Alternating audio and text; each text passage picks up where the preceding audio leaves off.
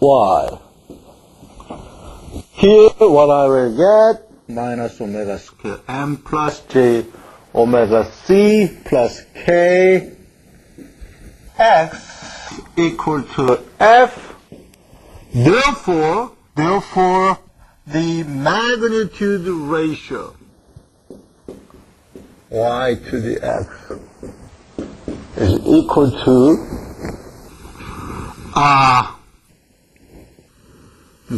minus omega square m plus j omega c plus k and j omega c plus k. Okay? You got something wrong? And you will get one orange, as I announced before.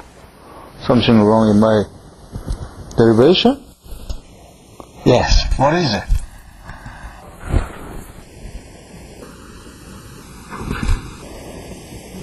If you cannot find it, you have to give me one orange.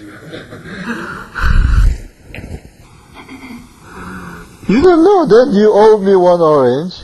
Okay, I expect one good orange. High quality. Next time. Okay, what about the magnitude?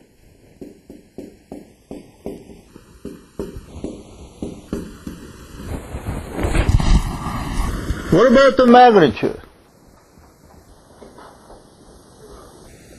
Magnitude would be 1 minus r squared plus 2 zeta r. Did you say something? What is r? Our talk about what is r. 2 zeta r squared.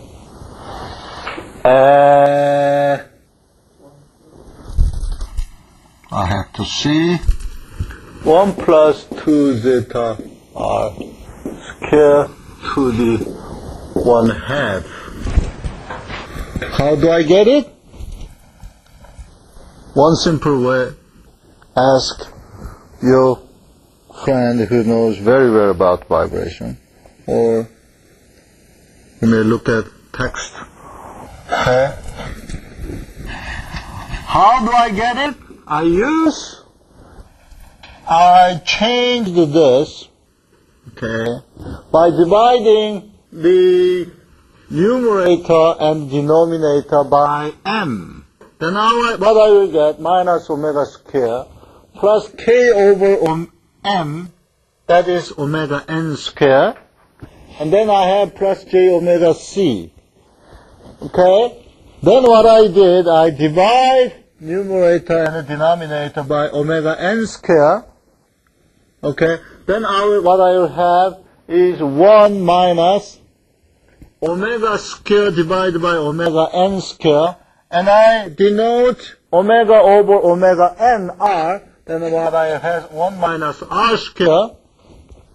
And then here, because I divided this by m, I have j omega c over m. And introducing critical damping, that is 2 square root omega n m, or 2 square root km. Okay? Then this will give me 2 zeta omega. Okay? Then omega k. Omega m or omega k. And this will turn out to be 2 zeta r. And because I do have an interest in magnitude, this has to be 1 over square root. And this one also be changed according to what I explained to you, to this. Okay? And what about the force to the displacement? In this case, it turns out to be the same.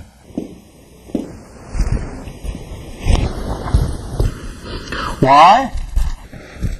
No. That's wrong. We lost the chance to have a one orange. Okay. So Ft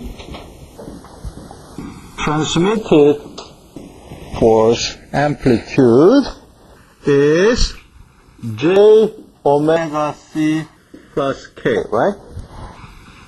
Okay. So I have J omega C plus K, and in denominator I have the same one, therefore this one and this one has to be same. Okay? We finished to derive the physical quantity that defines the ratio between input and output. Between input and what we do have interest to how much transmitted force we will have on the base. Okay, the graph of these two cases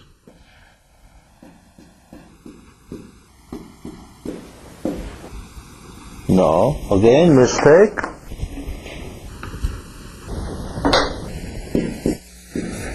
Or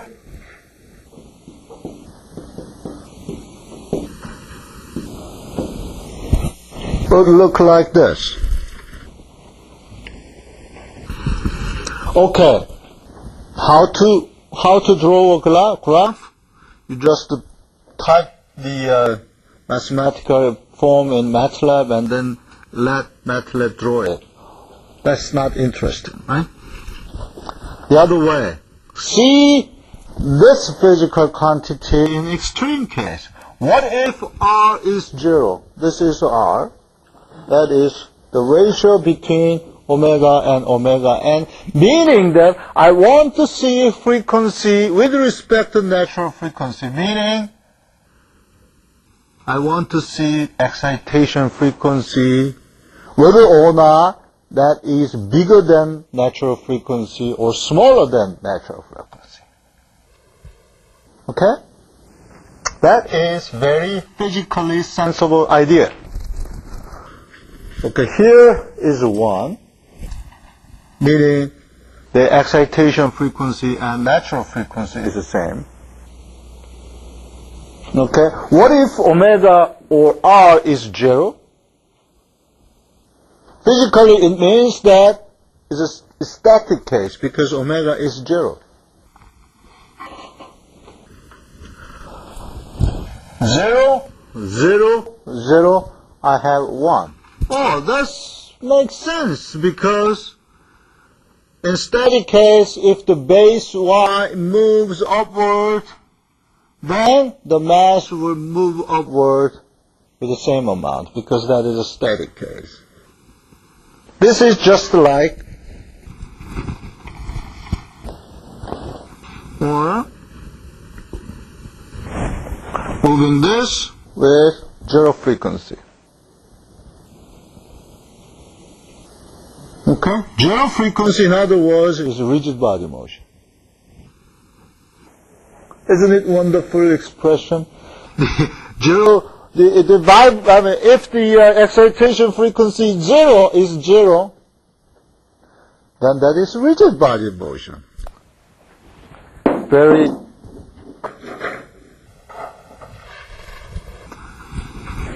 scholastic expression.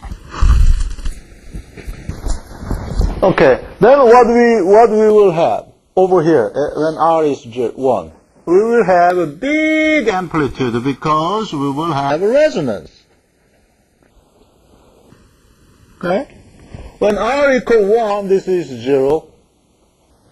And it determined by these two components, essentially that is proportional to 1 over 2 zeta R. And R equals 0, that is proportional to 1 over 2 zeta. And zeta is the damping ratio that is usually, for aluminum steel bar case, usually less than 0.1%. Therefore, the amplitude